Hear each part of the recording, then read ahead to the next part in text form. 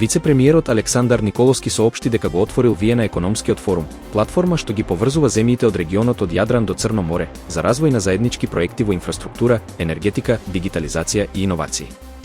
Тој нагласи дека форумот ја подобрува деловната клима и привлекува инвестиции во регионот. Министерот за земјоделие Цветан Трипуновски увери дека субвенциите за сточарите, градинарите и овоштарите не се загрозени. Тој објасни дека платежната агенција работи преку два сегмента – национални субвенции и ИПАРД средства. Делот со ИПАРД е под национална ревизија, но тековните исплати од државниот буџет ќе продолжат без прекин, па земјоделците, според него, не треба да се грижат. Сојузот на синдикатите на Македонија предупредува дека минималната плата од 397 евра е убедливо најниска во регионот и ја продлабочува сиромаштијата кај работниците.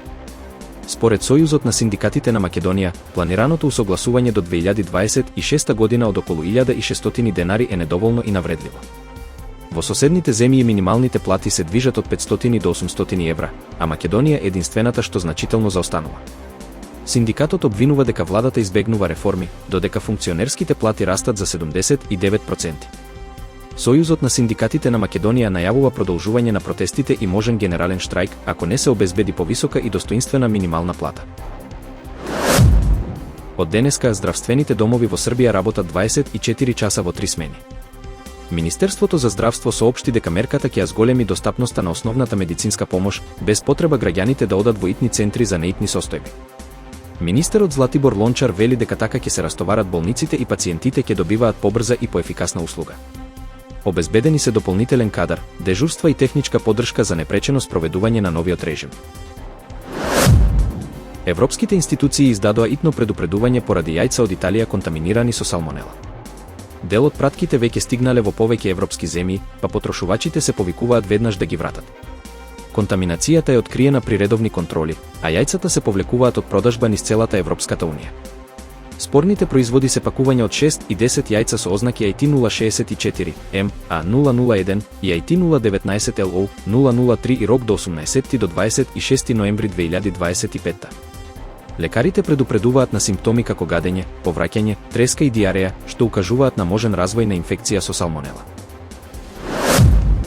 Од 24 ноември стапува во сила американската одлука со која картелот на сонцата, предводен од Николас Мадуро и високи лица од неговиот режим, се прогласува за странска терористичка организација.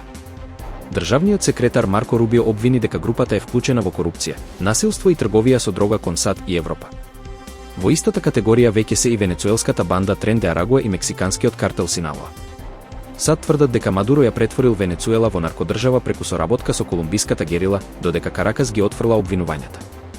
Последните недели американските сили уништуваат глисери за шверц на дрога кај брегот на Венецуела, што владата на Мадуро и дел од меѓународната заедница го оценија како заканувачко присуство.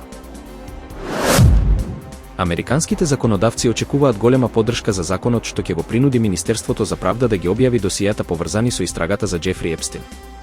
Првичните резерви на раководството на Републиканската партија и на Доналд Трамп паднаа, откако Трамп јавно повика републиканците да гласаат за. Предлог законот бара објавување на сите документи и комуникации за случајот, освен оние што се однесуваат на жртвите или тековните истраги. Конгресменот Томас Маси вели дека веќе има над 100 гласови од републиканците. Трамп смета дека објавувањето ќе стави крај на тврдењата дека имал врска со Епстин и повторно ја нарече темата политички напад од демократите. Епстин се самоуби во 2019 година, а случајот останува опкружен со големи политички тензии поради контактите што финансиерот ги имал со бројни влијателни личности.